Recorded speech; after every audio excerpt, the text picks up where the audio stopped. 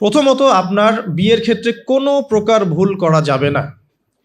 বিয়ের ক্ষেত্রে আপনার কোনো রকমের ভুলের কোনো অবকাশ নাই। অবকাশ নাই বলতে বোঝাচ্ছি যে যখন আপনি বিবাহিত নন তখন আপনার কাছে বিয়েটা একটা ফ্যান্টাসি, যে বিয়ে করতে হবে, বিয়ের আলোচনা শুনলে মুখে হাসি চলে আসছে, কিন্তু বাস্তবতা কিন্তু এমন নয়। যদি আপনি এই ডিসিশন নিতে ভুল করেন, আদর্শ পরিবার গড়াটা খুব ডিফিকাল্ট হবে এবং পরবর্তী লেগেসি সন্তান প্রতিবার ইসলামিক প্যারেন্টিংসে অনেক বেগ পেতে হবে আর কি। তো বিয়ের ক্ষেত্রে রাসূল সাল্লাল্লাহু আলাইহি ওয়াসাল্লাম যেটা বলেছেন যে তোমরা অবশ্যই দিনদারিতাকে প্রাধান্য দিবে। এখানে যদি তার সৌন্দর্য থাকে, সে দেখতে সুন্দর হয়, বংশ ভালো হয় এবং অর্থবিত্ত থাকে, এটা তো আপনার নূরুন আলা নূর, আলোর উপরে আলো। যদি এটা নাও হয় তারপরেও আপনাকে দিনদারিতা প্রাধান্য দিয়েই বিয়ে শাদী করতে হবে। এই জায়গায় কোনো রকম কম্প্রোমাইজ করতে যায় না, বা এই ব্যবসায় ভুল করলে আপনি সারা জীবন লস খাবেন না, ঠিক আছে? আর যারা বিয়ে করে ফেলেছেন কিন্তু দিনদারিতার ঘাটতি আছে, তাদের জন্য সম্পূর্ণ ভিডিওটি দেখুন এবং দয়া করে লাইক, কমেন্ট এবং চ্যানেলটি সাবস্ক্রাইব করে দিন। ধন্যবাদ। সবর ছাড়া কোনো অপশন নাই। সবরের মধ্য দিয়ে ঠান্ডা মাথায় স্ত্রীকে বা স্বামীকে ওয়াজ নসিহত করতে করতে করতে, দোয়া করতে করতে আল্লাহ যদি কোনো দিন হৃদয় বা কলবকে পরিবর্তন করে দেন, ইনশাল্লাহ আপনিও আপনার পরিবারটাকে আদর্শ পরিবার করতে পারবেন ইনশাল্লাহ। আর যদি দেখেন যে নূহ আলাইহিস সালামের মতো ঘটনা ঘটেছে, সুদীর্ঘকাল চেষ্টা করার পরে কোনো ফলাফল আসছে না, তাহলে আপনি আপনার কবরের ফিকির করেন, তারা তাদের কবরের ফিকির করুক, ব্যাস ছেড়ে দেন। ওই যে লাইসা মিন আহলিক, সে তোমার পরিবারের কেউ নয়। কাকে বলা হয়েছে? নূহ আলাইহিস সালামের ছেলেকে বলা হয়েছে। নূহ আলাইহিস সালাম বলছেন যে ছেলে, আমার ছেলে আল্লাহ, সে আমার পরিবারের, তাকে কি মাফ করা যায় কিনা? আল্লাহ পাক বলছেন লাইসা মিন আহলিক, সে তোমার পরিবারের কেউ না। তার নাম ছিল কেনান। এখন ধরে নিলাম যে আপনি বিয়ে করেন নাই, তাহলে আপনার সিদ্ধান্ত হবে এখান থেকে ইসলামিক প্যারেন্টিংস করার জন্য আপনাকে দিনদারিতাকে প্রাধান্য দিয়েই স্বামী বা স্ত্রী চুজ করতে হবে। এরপর বাকিগুলো দেখবেন ইনশাআল্লাহ। আমরা দোয়া করি আল্লাহ পাক সবাইকে দিনদার স্বামী এবং স্ত্রী নসিব করুন, আমিন। আর দিনদারিতা কখনোই বাহ্যিক লেবাস পোশাকে বোঝা যায় না। বাহ্যিক লেবাস পোশাকে একটা ধারণা পাওয়া যেতে পারে যে উনি দাড়ি রেখেছেন, হয়তো নামাজ পড়েন, নামাজ 5 ওয়াক্ত পড়েন, নামাজি ব্যক্তি, আশা করা যায় ভালো হবেন। তিনি হালাল খাচ্ছেন না হারাম খাচ্ছেন খোঁজ নিতে হবে, তার পরিবারের ব্যাকগ্রাউন্ডটা খোঁজ নিতে হবে, তার বাবা কেমন, তার মা কেমন, তার আপনার শাশুড়ি কেমন, আপনার শ্বশুর কেমন, খোঁজ নিতে হবে। কারণ দেখা যায় যে যে পরিবেশে বড় হয়েছে তার মধ্যে সেই প্রভাবটা থেকে যায়। এ কারণে এর ব্যতিক্রমও হতে পারে যে একটা নোংরা পরিবেশে থেকেও তো ইব্রাহিম আলাইহিস সালামের জন্ম হতে পারে, জাহেলি মক্কার মধ্যে থেকেও তো মুহাম্মদ সাল্লাল্লাহু আলাইহি সাল্লামের জন্ম হতে পারে। কিন্তু অ্যাজ ইউজুয়াল একটা কনসেপ্ট হচ্ছে যে যে পরিবেশে বড় হয় ওই বিষয়গুলো তার মধ্যে কিন্তু থেকে যায়। এটাকে কুফু বলা হয়। বিয়ের ক্ষেত্রে কুফুটা ইম্পর্টেন্ট, আপনারা খেয়াল রাখবেন যাতে করে বিয়ের ক্ষেত্রে এই ভুলগুলো না হয়, তাহলে সারা জীবন একটা বড় হ্যাসেল পোহাতে হতে পারে। আর বিয়ের পরে ঠিক করে নিব এই কনসেপ্টটাও ঠিক না। বিয়ের পরে ঠিক করে নিব এই কনসেপ্টটাতে গিয়ে অনেকে ভুল করেছে, উল্টা সে নিজেই বিভ্রান্ত হয়ে গেছে বা দাড়ি ছেটে ফেলেছে। স্ত্রীকে তো পর্দা করাতে পারেই নাই, উল্টো দাড়ি ছেটে ফেলেছে। এরপর আপনার লাইফটা শুরু হবে। বিয়ের সময় অবশ্যই মোহরটা কম করার চেষ্টা করেন, সামর্থ্য অনুযায়ী কম করার চেষ্টা করেন বলছি। যদি আপনার সামর্থ্য থাকে 1 কোটি টাকা মোহর দেওয়ার, অবশ্যই দিবেন, সবার তো ওই সামর্থ্য থাকবে না। তাই মোহরের যে বিজনেসটা সমাজ আমরা দেখি, অহেতুক প্রতারণা করা, 20 লাখ 30 লাখ মোহর লিখে ফেলে পরবর্তীতে না দেয়া, মাফ নিয়ে নেওয়া, এটা চিটিংস, প্রতারণা মেয়েদের সাথে। আর একই সাথে আমরা যে যৌতুকে অভ্যস্ত হয়েছি, এটা একটা গায়রতহীনতার পরিচয়, ব্যক্তিত্বহীনতার পরিচয়। বিয়ের টোটাল কস্ট বিয়ের করবে ছেলের পরিবার। মেয়ের পরিবার যদি খুশি হয়ে কিছু দেয় সেটা নিতে কোনো আপত্তি নেই, খুশি হয়ে উইলিংলি কিছু দিলে নিতে আপত্তি নেই। চাপ প্রয়োগ করা যাবে না, যৌতুক তো বলাই যাবে না, টোটালি নিষিদ্ধ, হারামে, ইসলামে টোটালি হারাম। এরপরে লাইফ শুরু হবে। ধরে নিলাম যে আলহামদুলিল্লাহ ক্যাপলের মধ্যে ইসলামিক আন্ডারস্ট্যান্ডিং আছে, এখন তারা পরিবার শুরু করবেন আলহামদুলিল্লাহ। বিয়েটা খুব সহজ করবেন। যে বিয়ে যত বেশি সহজ সেই বিয়েতে তত বেশি বরকত, যে বিয়েতে যত কঠিন, লৌকিকতা বেশি, এটার বরকত তত কম হবে। বিয়ের অনুষ্ঠানগুলোর ক্ষেত্রে কোনো রকম বেপরদামির সুযোগ দিবেন না, যত সহজে ইসলামিকভাবে করে ফেলা যায় করে ফেলবেন। অনেকে দেখা যায় প্রেম করে নিজেরাই কাজী অফিসে গিয়ে বিয়ে করে ফেলছেন, এটার সাথে আমি একমত না। কারণ এখানে সাক্ষীর প্রয়োজন আছে, অভিভাবকের প্রয়োজন আছে, মোহরের প্রয়োজন আছে, কালিমা লা ইলাহা ইল্লাল্লাহর উপস্থিতিতে খুতবার বিয়ের প্রয়োজন আছে। এভাবে ম্যারেজগুলো যেগুলো হচ্ছে বেশিরভাগই আমাদেরকে জেনার দিকে নিয়ে যাচ্ছে, এবং দীর্ঘস্থায়ী জেনা, 1 দিন 2 দিন না, বছরের পর বছর থাকছেন, জেনা করতেই আছে। তো একটা পয়েন্টস মিস করেছি, একটু টাচ করে দিই, যে বিয়ের আগে নিজেদেরকে পবিত্র করে নিয়েন আর কি। যদি অপবিত্র জীবনেও থাকেন বিয়ের আগেই নিজেকে পবিত্র করে নিয়েন, কারণ এটাই স্বাভাবিক যে একজন পবিত্র সত্তা আরেকজন পবিত্র সত্তাকে পাবে, এটাই স্বাভাবিক। অপবিত্রতার পবিত্রতা কখনো একসাথে হয় না। যদি একসাথে হয়ে যায় তখন বিশ্বযুদ্ধ লেগে যাবে আর কি। কথা বুঝতে পারছেন? নিজেকে আগে পবিত্র করে নিয়েন। আর পবিত্র করার জন্য আল্লাহর কাছে প্রমাণ করতে হবে যে আল্লাহ আমি তোমার বান্দা বা বান্দি। যখন আল্লাহ পাক দেখবেন হ্যাঁ আপনি সত্যি অনেস্টলি মন থেকে তওবা করছেন এবং পবিত্র হওয়ার চেষ্টা করছেন, আল্লাহ পাক সুযোগ করে দিবেন ইনশাআল্লাহ তাআলা। এরপর একটা কথা, যে বিয়ের আগেই পড়াশোনার যে সিলেবাসগুলো যেগুলো বললাম এটা কভার করে নিয়েন। কারণ বিয়ের পরে এটা বলা সহজ যে বিয়ের পরে করে নিব, কিন্তু বিয়ের পর রেসপন্সিবিলিটি বাড়বে, এটা করার জন্য খুব একটা বেশি সময় পাবেন না। তো বিয়ের আগেই পড়াশোনাগুলো করে ফেলার চেষ্টা করলে ভালো হয়। আর বিয়ের পর গবেষণা করবেন, বিয়ের পরে হবে গবেষণা। আর বেসিক পড়াশোনার লেভেলগুলো বিয়ের আগে শেষ করে ফেলাটা খুব ভালো। এই জন্য গভর্নমেন্টের যে বয়সগুলো দেওয়া হয়েছে ফিক্স করে, এই বয়সগুলো প্রয়োজন আছে। যদিও ইসলামে এরকম ম্যান্ডেটরি কিছু নাই, কিন্তু এই লেভেলটার প্রয়োজন আছে। বিকজ 18-21 আগে আমাদের পড়াশোনা সবার খুব একটা শেষ হয় না, আর ম্যাচুরিটি খুব একটা আসে না, ইকোনমিক সোর্সও তৈরি হয় না। বিয়ের আগে কমপক্ষে একটা হালাল ইকোনমিক সোর্স তৈরি করেন, নাহলে আপনার গায়রত ব্যক্তিত্ব কমে যাবে। যখন পুরুষদেরকে কারো কাছে হাত পাততে হয় তখন তাদের ব্যক্তিত্ব কমে যায়। আর পুরুষরা যখন স্বাবলম্বী থাকে, হোক সেটা মাসিক 10,000 বা 20,000ই হোক না কেন, স্বাবলম্বী থাকলে তারা গায়রতের পরিচয় দিতে পারবে ইনশাআল্লাহ। কারণ একটা কথা আছে যে ডলার টক্স, মানে ডলার বা টাকা, মানি টক্স, মানে কথা বলে আর কি। যখন আপনি সবার মানে ডিমান্ডগুলো ফুলফিল করতে পারছেন, আপনার বোন, আপনার স্ত্রী, সন্তান, শ্বশুর শাশুড়ি, আত্মীয় স্বজন, আপনি তখন সুপার হিরো। যখন আপনি পারছেন না, আপনার মুত্তাকি, আপনার তাকওয়া, আপনার ইমান, আপনার অন্যান্য বিষয়গুলো খুব একটা মানুষের কাছে হাইলাইটেড হয় না। কারণ মানি টক্স, মানি কথা বলে আর কি। আপনার স্ট্যাটাস ইট টক্স, এটা কথা বলে। তো এই জন্যে গায়রত বজায় রাখতে হলে আপনাকে একটা উপার্জনের সোর্স তৈরি করতে হবে। এর জন্যে আমি বলি যে সূরা ওয়াকিয়া পড়েন, চারটার নামাজে অভ্যস্ত হন, সেজদায় গিয়ে আল্লাহকে বলেন আল্লাহুম্মা কফিনি বিহালালিকা আন হারামিক ওয়া আগনিনি বিফাদলিকা আম্মান সিওয়াক। ইনশাআল্লাহ হালাল রিজিকের পথ প্রশস্ত হবে ইনশাআল্লাহ। আর হারামে যায় না, কারণ পরবর্তী প্রজন্ম তখন হারামখোর হয়ে বড় হবে আর কি। আসুন সামনে যাই। এবার বিয়েটা সহজ করে ফেলেন। করার পর স্বামী স্ত্রী তাদের মধ্যে যে সম্পর্কটা, এই সম্পর্কটা শুরু হবে 2 রাকাত সলাত থেকে। প্রথম রাতে 2 রাকাত সলাত পড়ে নেবেন, ওযু অবস্থায় সলাত পড়ে ডিসকাস করবেন জীবনের উদ্দেশ্যগুলো সম্পর্কে। ফ্যান্টাসির কারণে এমন কিছু করে যায় না প্রথমে, যাতে করে সে আবার আতঙ্কিত হয়ে পড়ে। সময় দেন, তাকে টাইম দেন, তার সাথে নরম হন, কোমল হন। বিকজ একটা মেয়ে, যারা সতীসাধী মেয়ে, তারা পুরুষকে গ্রহণ করার আগে খুব ভালো করে তাদের মনের মতো একজন মানুষ তারা মানে কল্পনা করে, প্রত্যাশা করে, এবং আতর্কিত বিষয়গুলো তারা খুব একটা পছন্দ করে না। ঠিক আছে? আর পুরুষের সাইকোলজি কিন্তু ডিফারেন্ট।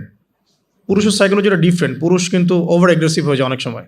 সো তাকে টাইম দেন, তাকে সময় দেন, আপনাকে বোঝার সময় দেন, কথাবার্তা বলেন, কন্টিনিউ করেন। দেন আপনি অবশ্যই 2 রাকাত সলাত পড়বেন। সলাত পড়ে আল্লাহর কাছে দোয়া করবেন দুজনে। দোয়া করার পর আল্লাহুম্মা ইন্না জান্নিবনা শাইতান ওয়া জান্নিবাশ শাইতান মা রাযাকতানা, এই দোয়াটা পড়তে ভুলবেন না।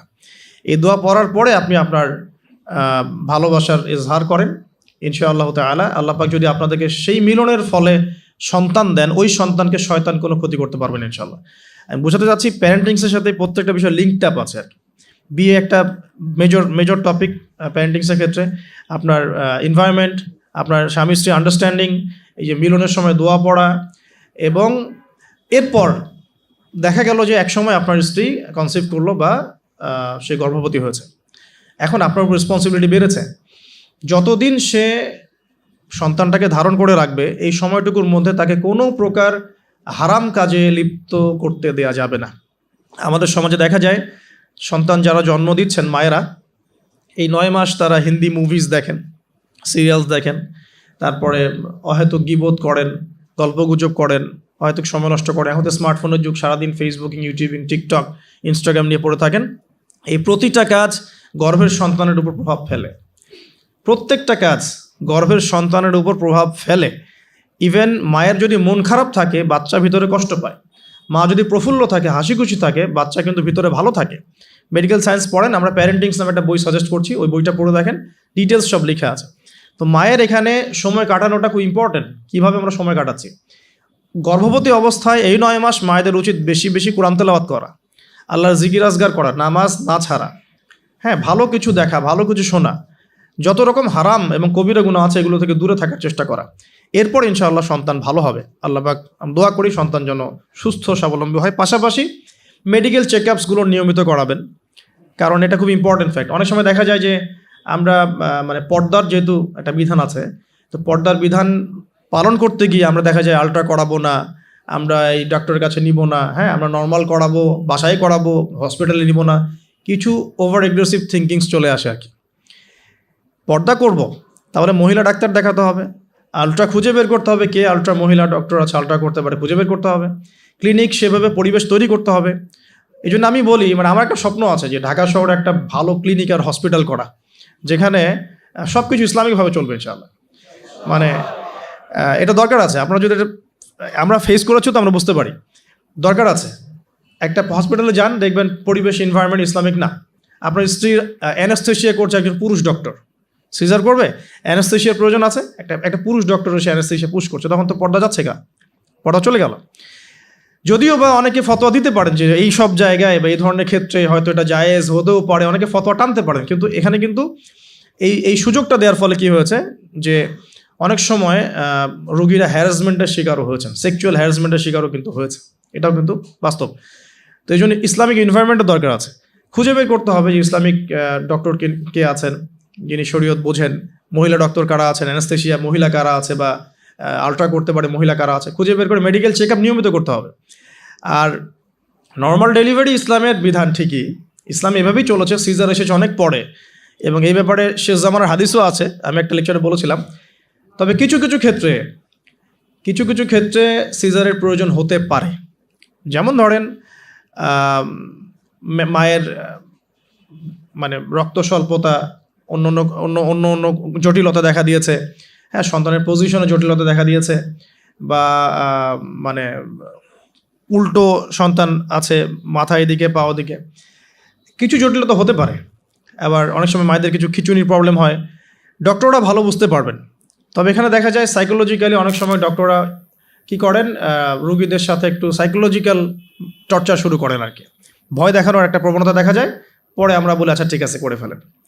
তো এখানে একটা বিজনেস জড়িত আছে, আপনারা খুব ভালো করেই জানেন, এখানে একটা বিজনেস জড়িত আছে।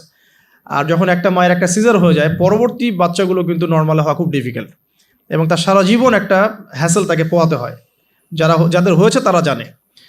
তো আর নর্মাল হলে আপনি যে আমাদের আগে দাদি নানি দেখবেন 11টা বাচ্চা, আমার নানির 11টা বাচ্চা, 12টা বাচ্চা, আমার নানির বাচ্চা, সব নর্মাল, কোনো সমস্যা হয়নি। তারা কিন্তু ফ্রেশ খাবার খেতেন, ভালো এনভায়রনমেন্টে থাকতেন, কায়িক পরিশ্রম করতেন, তারা ফিজিক্যালি স্ট্রং ছিলেন। এখনকার মেয়েরা এমন নয়, ফিজিক্যাল স্ট্রাকচার দুর্বল, কায়িক পরিশ্রম কম, ফুড হ্যাবিট ভালো না, ঠিক আছে, ফুড হ্যাবিটটা টোটালি অন ইসলামিক, ঘুমের ঠিক নাই, খাওয়ার ঠিক নাই, হ্যাঁ, এক্সারসাইজ নাই, অনেক কিছুই নাই। দেখবেন তারা ফিজিক্যালি উইক, মেন্টালি উইক, তখন দেখা যাচ্ছে সিজারের প্রয়োজন হয়, নর্মাল ডেলিভারি করতে পারে না। এই জায়গায় ডিফার করবে আমাদের ক্ষেত্রে। আমরা চেষ্টা করব যে আমাদের মানে পরিবারকে ভালো খাবার খাওয়াতে, ভালো রুটিনে চলতে, এবং ভালো মেডিকেল চেক আপ করাতে, যাতে করে নর্মালি হয়। দেখবেন বাইরের বিশ্বের কান্ট্রিগুলোর মধ্যে কিন্তু খুবই কম সিজার হয়, খুব কম। কানাডায় দেখেন, আমেরিকায় দেখেন, ব্রিটেনে দেখেন, জার্মানিতে দেখেন, ফ্রান্সে দেখেন, খুবই কম সিজার হয়। যদি জটিলতা খুব বেশি দেখা যায় তখন তারা সিজার করতে চায়, এর আগে কিন্তু করতে চায় না। তাদের প্রযুক্তি অনেক ভালো, অনেক প্রযুক্তি আছে। সো আমরা কেন এই জায়গায় মানে এভাবে একটা জুলুমের শিকার হচ্ছে, এটা আমাদের ভাবা উচিত। এবং আমার মনে হয় যে ইসলামিক এনভায়রনমেন্টের এই যে আপনার মেডিকেল সেক্টরগুলো গড়ে তোলা উচিত। এখানে যাদের সামর্থ্য আছে তাদের এইসব প্রজেক্টে হাত দেওয়া যেতে পারে। আল্লাহ পাক আমাদেরকে তৌফিক দান করে। তো এরপরে যখন সন্তান হয়ে যাবে, প্রথম কাজই দেখবেন, সন্তান হওয়ার পরেই তাকে নিয়ে হই হুল্লাড় শুরু হয়, হ্যাঁ, টানা হ্যাঁচড়া, এটা ওইটা, কি বলবো, অপারেশন থিয়েটারে অহেতুক কথাবার্তাগুলো হয়। এই কথাগুলো সন্তানের কানে প্রবেশ করে। অথচ সুন্নাহ হচ্ছে সন্তান হয়ে গেলে তাকে নিয়ে আল্লাহর কাছে দোয়া করার পর তার কানে আল্লাহু আকবার, আল্লাহু আকবার, আশহাদু আল্লা ইলাহা ইল্লাল্লাহ, আমরা যে আজান দিই আশহাদু আন্না মুহাম্মাদুর রাসূলুল্লাহ, এটা কানের মধ্যে শোনানো, এটা একটা সুন্নাহ, গুরুত্বপূর্ণ সুন্নাহ। তারপর তাকে তাহনিক করা উচিত। তাহনিক তো আমরা উঠেই গেছে সমাজ থেকে, তাহনিক আবার কী জিনিস? ডক্টররা তাহনিক শুনলে আটকে উঠবে আর কি। তাহানিক হচ্ছে যে কোনো আলেম, কোনো বুজুর্গ, যিনি পরহেজগার, আল্লাহওয়ালা, মারেফতওয়ালা মানুষ, তিনি খেজুর বা কোনো মিষ্টি জাতীয় মধু, খেজুর এই টাইপের কিছু একটু চিবিয়ে বাচ্চার জিহ্বার মধ্যে একটু খালি লাগিয়ে দিবে। এর একটা তাহানিক সুন্নাহ। তো এখন মুখে তো জর্দার, পান আর সিগারেট, তো এই মুখ দিয়ে তো তাহানিক হবে না, হবে? তো আল্লাহওয়ালা সত্যিকারের মানুষ খুঁজে বের করতে হবে আর কি। যাই হোক, যদি আপনি না পারেন, খুঁজে না পান, আপনি আপনার সন্তানের তাহানিক করেন, যথেষ্ট। আপনি দোয়া করেন, 2 রাকাত নামাজ পড়ে আল্লাহ শুকরিয়া আদায় করেন। আমি নিজের জীবনের ঘটনা থেকে বলছি আর কি। আমার ইন টোটাল 4 সন্তান। 1 সন্তান আল্লাহ নিয়েছেন, 1 সন্তান আল্লাহর কাছে আছেন, জন্মের পরেই আল্লাহ পাক তাকে নিয়েছেন, আলহামদুলিল্লাহ। ইনশাআল্লাহ তার সাথে আমাদের জান্নাতে দেখা হবে ইনশাআল্লাহ। আর এখন আমার 1 মেয়ে এবং 2 ছেলে। তো প্রত্যেক ছেলে এবং মেয়ের সময় ওয়াইফকে ঢোকানো হয়েছে আমি জায়নামাজেই। যতক্ষণ পর্যন্ত বাচ্চা আমার হাতে আসে না আমি জায়নামাজেই ছিলাম।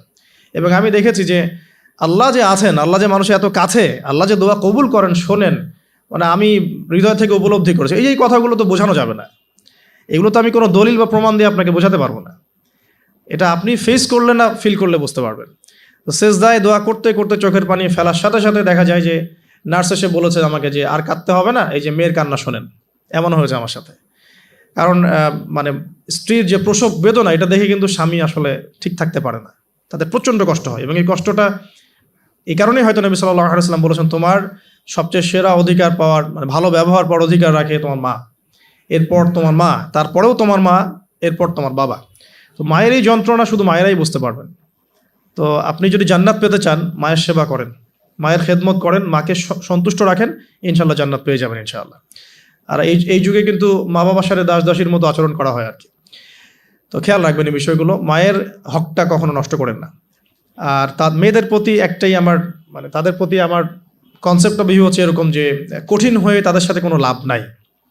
আসলে আদতে আলটিমেটলি কঠিন হয়ে কোনো লাভ নাই। 2-1 দিন হয়তো ঝগড়াঝাটি হতে পারে, মনোমালিন্য হতে পারে, কিন্তু কঠিন হয়ে তাদেরকে লাইনে আনা খুব একটা যায় না।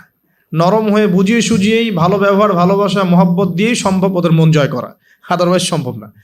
আসুন, এরপরে আজান হবে, তাহানিক হবে।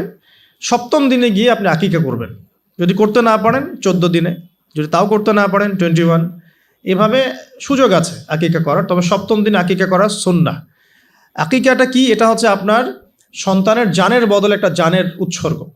ছেলে হলে 2টো খাসি, মেয়ে হলে 1টা।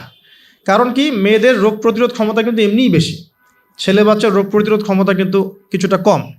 এখানে 2টো খাসি উৎসর্গ করা হচ্ছে আল্লাহর কাছে। এখানে মেয়েদেরকে ছোট করা হচ্ছে না। তসলিমা নাসরিন টাইপের মেয়ে থাকলে বলতে পারে যে হ্যাঁ, এটা ছোট করা হচ্ছে। তো আশা করব যে আমাদের এখানে এমন কোনো মেয়ে নাই। এখন আকিকার পর কি মাথা মুন্ডন করা। মাথা মুন্ডন মানে একটা চুল থাকে, চুলটা কষ্ট দেয়, ডক্টরাই বলেন যে এই চুলটা কিন্তু বাচ্চাদেরকে কষ্ট দেয়। এই চুলটাকে কামিয়ে ফেলা। যদি মাথায় কোনো প্রবলেম থাকে, ডক্টর বলে না এখন করার দরকার নাই, সেটা আলাদা ইস্যুস, কিন্তু নর্মালি কামিয়ে ফেলা উচিত। এবং চুলের ওজন করতে হয়, এই চুলের ওজনের সমপরিমাণ রূপা আল্লাহর পথে সদাকা করতে হয়, এটা সুন্নাহ। তো এটা করবেন। তারপরে আকিকা করলেন, আকিকা আপনি যেভাবে গোশত বন্টন করেন সেভাবে করবেন। বাচ্চা এখন জন্ম হয়েছে, আপনাদের নতুন অধ্যায় শুরু, এই প্যারেন্টিংস আপনার এখন শুরু হচ্ছে আর কি। এখন আপনার জন্য প্যারেন্টিংস বইটা আমি সাজেস্ট করছি এবং আমি চিস্ট কিছু বলে দিচ্ছি আর কি। দেখুন, আদম আলাইহিস সালামের দুই ছেলের সম্পর্কে প্যারেন্টিংসের মধ্যে কথা এসেছে। আদম আলাইহিস সালামের 2 ছেলের সম্পর্কে কিন্তু কথা এসেছে। 1 নাম্বার হাবিল কাবিলের ঘটনা মনে আছে?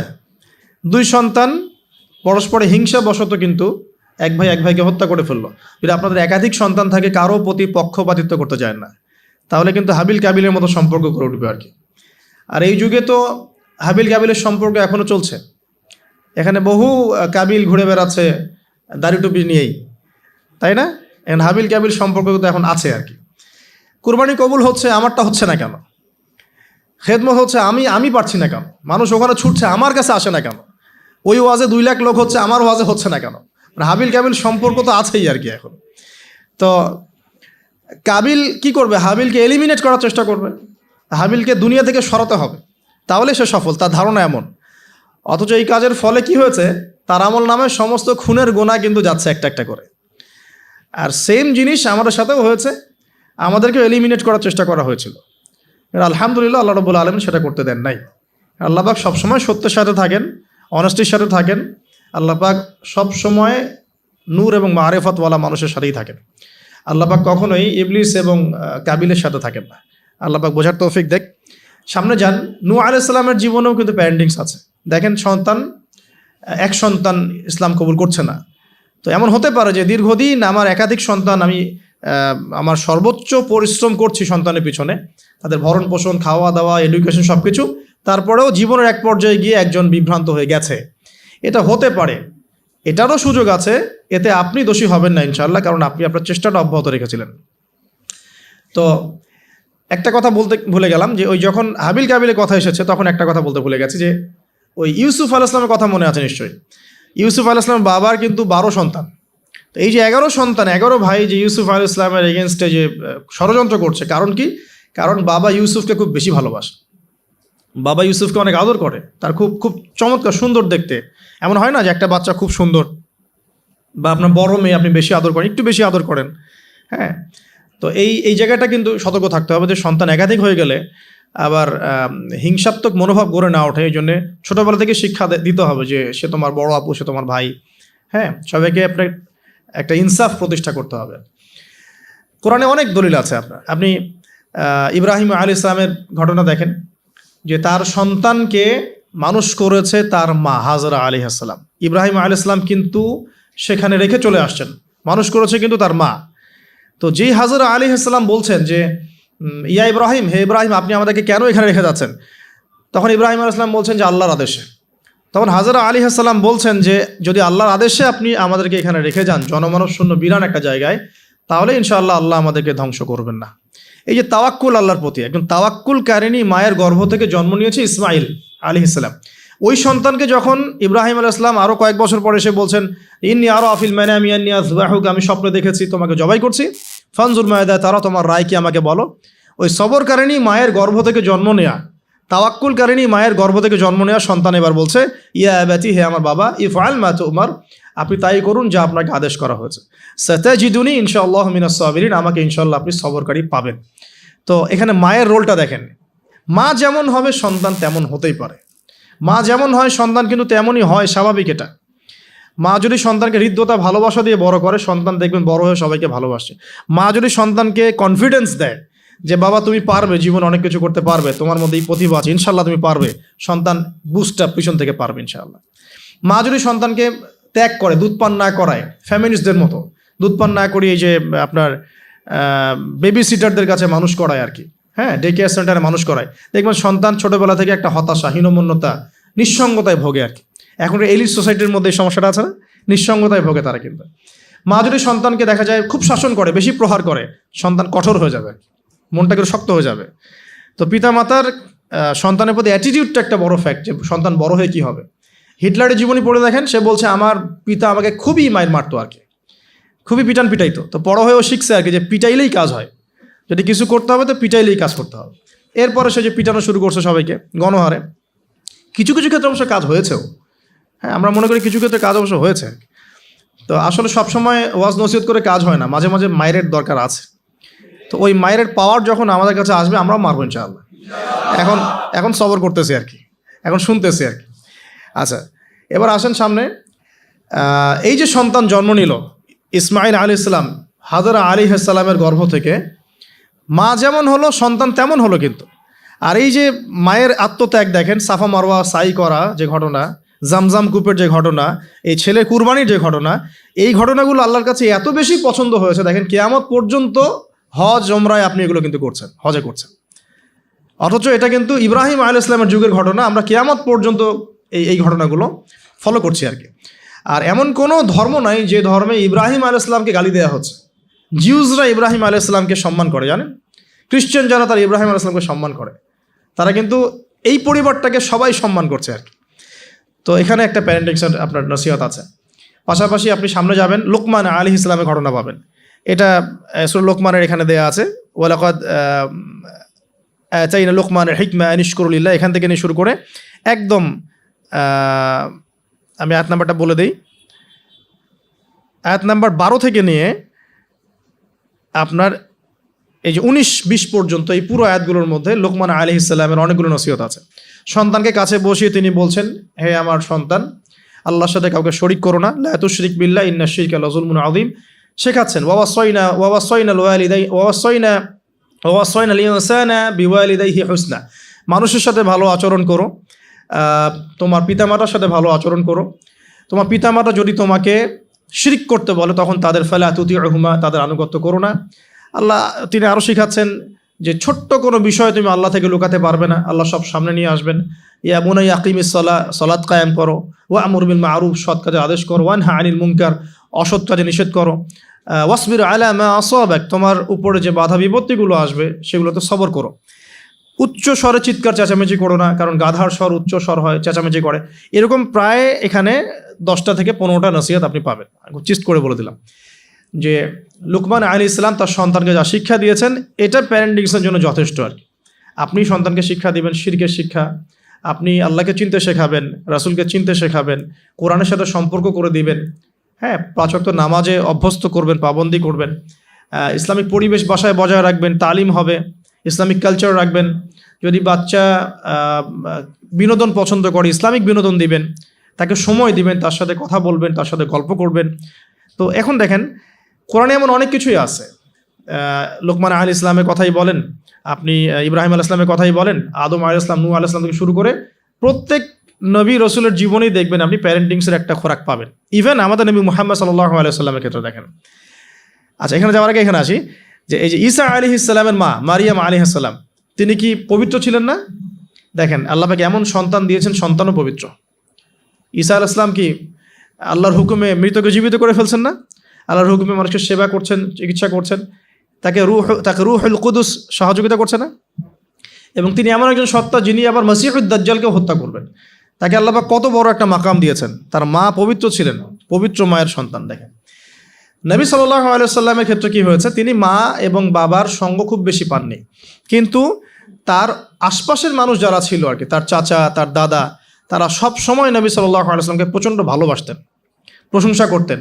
কাবা ঘরে নিয়ে কোলে নিয়ে বসে বলতেন, আমার ছেলে একদিন, আমার এই নাতি, আমার এই ঔরস থেকে, আমার এই বংশধর ইনশাল্লাহ একদিন নেতা হবে, তার দাদা বলতেন বারবার। দেখেন নবী সাল্লাল্লাহু আলাইহি সাল্লাম ছোটোবেলা থেকে এই শিক্ষাগুলো, এই ভালোবাসাগুলো পেয়েছেন। ছোটোবেলায় তাকে বেদুইনদের কাছে রাখা হয়েছে, মরুতে দৌড়িয়েছেন, খেলেছেন, হাড়হাড্ডি শক্ত হওয়ার জন্য, ফিজিক্যালি স্ট্রং হওয়ার জন্য। ভাষা শিখিয়েছেন নবী সাল্লাল্লাহু আলাইহি সাল্লামকে ছোটোবেলায়, ওই দুধমা হালিমার ওখানে তিনি ভাষা শিখছেন, আরবি ভাষা, বিশুদ্ধ ভাষা। তো ছোটোবেলা থেকে নবী সাল্লাল্লাহু আলাইহি সাল্লামকে যারা ভালোবাসতেন, খেয়াল করে দেখেন নবী সাল্লাল্লাহু আলাইহি সাল্লামও বড় হয়ে সবাইকে ভালোবাসেন। এতিমের পাশে দাঁড়ান, বিধবার পাশে দাঁড়ান, মিসকিনের খোঁজ নেন। আমি বোঝাতে চাচ্ছি যে সন্তান সেটাই শিখবে যেটা পিতামাতা তাকে ছোটোবেলা শিখাবে। আপনি যে এনভায়রনমেন্টটা দিবেন সেই এনভায়রনমেন্টেই তার কৈশোর যৌবন করে উঠবে। সাহাবীদের জীবনী দেখেন, তাবেঈন জীবনী দেখেন, সলফে সালেহিনের জীবনী দেখেন, ইমাম বুখারী, ইমাম আবু হানিফা, শাফিঈ, আহমেদ বিন হাম্বল, ইমাম মালিক, তাদের জীবনীগুলো দেখেন। তাদের পিতামাতার বিশাল সাপোর্ট ছিল তাদের এই জায়গায় আসার পিছনে। ঠিক আছে, তাদেরকে কখনো চিন্তা করতে হয় না এই দুনিয়া নিয়ে। দুনিয়ার পুরো বিষয়গুলো পিতামাতাই সেট করে দিয়েছেন। তোমরা খালি দিনের জ্ঞান অর্জন করো, দিনের খেদমত করো, ফকিহ হও, মুহাদ্দিস হও, দিনকে এগিয়ে নাও। ওদেরকে টেনশন ফ্রি করে দেন, বাকি পরিশ্রম আমরা করবো ইনশাআল্লাহ, সমস্যা নেই। পরবর্তী প্রজন্মকে ইসলামের জন্য তৈরি করতে হলে আমাদেরকে পরিশ্রম করতে হবে এবং তাদেরকে একটা সিকিউর সাউন্ড মাইন্ড দিতে হবে যে তোমার কাজ এগুলোই। এটা কিভাবে? এখন আসুন শুরুতে ছোটোবেলায় যে বাচ্চা হয়ে গেছে, এখন আমি শেষ করে দিচ্ছি আর 15 মিনিটের মধ্যে। ছোটোবেলায় যে বাচ্চাগুলো হচ্ছে আমাদের সন্তান, ছেলে মেয়ে, তো মনে রাখবেন যে একটা বাচ্চা কিন্তু 24 মাস যখন তার বয়স হয়, 24 মাসে সে কিন্তু মোটামুটিভাবে 50টা শব্দ মনে রাখতে পারে। যখন তার বয়স 3 বছর হবে তখন কিন্তু মোটামুটি 200 শব্দ সে মনে রাখতে পারে। এভাবে যখন গ্র্যাজুয়ালি বাড়ে আর কি। আপনার বাচ্চার বয়স যখন 5 বছর হয়েছে, সে একই সাথে 2-3টা ভাষার শব্দ মনে রাখতে পারবে।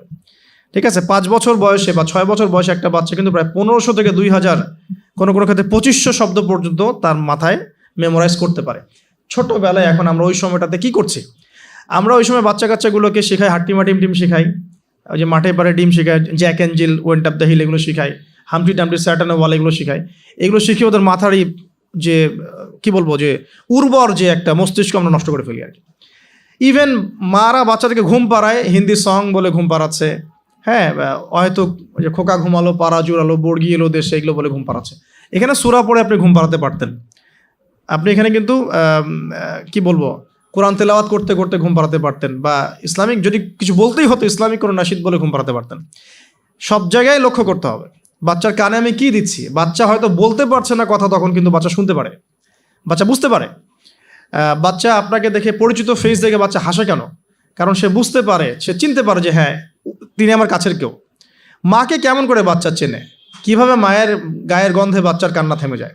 এগুলো কি আল্লাহ পাকের আধ্যাত্মিকত্ব, মারিফত নয়, পরিচয় নয়? তো এগুলো খেয়াল রাখতে হবে। মায়েরা যখন বাচ্চাকে প্রতিপালন করবেন, ব্রেস্ট ফিডিংয়ের আগে বিসমিল্লাহ বলতে হবে। সে তো বিসমিল্লাহ বলতে পারছে না, আপনাকে বিসমিল্লাহ বলতে হবে।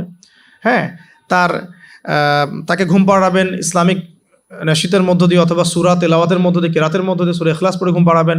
তাকে ঝাড়ফুঁক করবেন, তার গায়ের মধ্যে এত কিছু বেঁধে না দিয়ে তাকে সকাল সন্ধ্যা ঝাড়ফুঁক করবেন। এবং কয়েকটা দোয়া আপনি কন্টিনিউয়াসলি করবেন। আমি বলে দিই দোয়াগুলো। একটা সূরা আলী ইমরানের মধ্যে আছে, প্রথম দিকে আছে সূরা আলী ইমরানের শুরুতে একটা দোয়া আছে যে রব্বি ইন্নী নাযারতু লাকা মা ফি বাতনি মুহাররারান ফাতাকাব্বাল মিন্নি ইন্নাকা আনতাস সামিউল আলিম। এটা একটা দোয়া। আর একটা, এটাও সূরা আলী ইমরানে আছে প্রথম দিকেই, যে রব্বি হাবলি মিন লাদুনকা যুররিয়াতান তাইয়্যিবা ইন্নাকা সামিউদ দুআ। এটাও একটা দোয়া আছে সূরা আলী ইমরানের প্রথম দিকে। সূরা ফুরকানের 74 নম্বর আয়াতে একটা দোয়া আছে, রব্বানা হাব লানা মিন আজওয়াজিনা ওয়া যুররিয়াতিনা কুররাতা আ'ইউন ওয়াজআলনা লিল মুত্তাকিনা ইমামা। এগুলো আপনি করবেন। আর বাচ্চাকে কি করবেন? ইমাম হাসান এবং হুসাইন রাদিয়াল্লাহু আনহুমাকে রাসূল সাল্লাল্লাহু আলাইহি ওয়াসাল্লাম যা করতেন, ইমাম হাসান হুসাইন রাদিয়াল্লাহু আনহুমাকে নিয়ে আসলে রাসূল সাল্লাল্লাহু আলাইহি ওয়াসাল্লাম বলতেন যে উঈযুকুমা। দুজন ছিলেন এজন্য বলতেন উঈযুকুমা। যদি একজন হয় এবং সে যদি ছেলে বাচ্চা হয় তাহলে আপনি বলবেন উঈযুকা। আর যদি একজন মেয়ে বাচ্চা হয় তাহলে বলবেন উঈযুকি। আমি কি বোঝাতে পারছি? একজন মেয়ে বাচ্চা হলে উঈযুকি, একজন ছেলে হলে উঈযুকা, আর দুজন হলে বলবেন উঈযুকুমা। তো উঈযুকা দিয়ে শুরু করলাম। তো উঈযুকা বিকালিমাতিল্লাহি তাম্মা মিন কুল্লি শাইতানিন ওয়া হাম্মা ওয়া মিন কুল্লি আইনিন লাম্মা। এই দোয়াগুলো পড়ে বাচ্চাকে ঝাড়ফুঁক করতে হয়। বদনজর লাগতে পারে, চোখের নজর লাগতে পারে। তো এই দোয়াগুলো করা, পাশাপাশি সূরা ফালাক, নাস, ইখলাস এগুলো পড়ে ঝাড়ফুঁক করা, সূরা ফাতিহা পড়ে ঝাড়ফুঁক করা, বাচ্চা ভালো থাকবে ইনশাআল্লাহ। বাচ্চাকে যে ঘরে রাখবেন সেখানে কোনো প্রকার ছবি মূর্তি রাখবেন না। বাচ্চা রাত্রেবেলা ভয় পেয়ে কাঁদতে পারে, এগুলো করতে যাবেন না। ফিডিংটা ভালো দিবেন, ব্রেস্ট ফিডিং চেষ্টা করবেন। যদি কোনো কারণে মায়েদের কোনো প্রবলেম থাকে সেটা ডিফারেন্ট ইস্যুস, তবে ব্রেস্ট ফিডিংটাই চেষ্টা করবেন। এতে মায়ের সাথে বাচ্চার একটা অন্তরঙ্গ সম্পর্ক তৈরি হবে, এটা বাচ্চার হক। এবার বাচ্চা যখন বড় হচ্ছে ওকে আজে বাজে কিছু শেখাবেন না। আস্তে আস্তে কথা বলা শিখবে, পরিবেশ পরিস্থিতি বোঝা শিখবে। তাকে সময় দিবেন, এক নাম্বার তাকে সময় দিবেন, তার সাথে গল্প গুজব করবেন, তাকে নিয়ে ঘুরবেন, তার সাথে খেলবেন, হ্যাঁ, তাকে আনন্দ দিবেন। আপনি আপনার টাইমের একটা অংশ তার জন্য ফিক্স রাখবেন, যে বাচ্চার জন্য ফিক্স রাখবেন। আর সব দায়িত্ব শুধু মায়ের উপর ছেড়ে দিবেন না, পুরুষের উপর অনেক দায়িত্ব আছে। এবার গ্র্যাজুয়ালি সে বড় হবে, পিতার সময় পিতার হকটা যেন পিতার থেকে পায়, মায়ের হকটা মায়ের থেকে পায়। এবার শিক্ষার কথা আসবে। ওকে এমন জায়গায় পড়াবেন না যেখানে পড়ালে তার কচি আত্মাটা নষ্ট হয়ে যায়। ফার্স্ট অফ অল পরিবারের পরিবেশ ঠিক করলাম।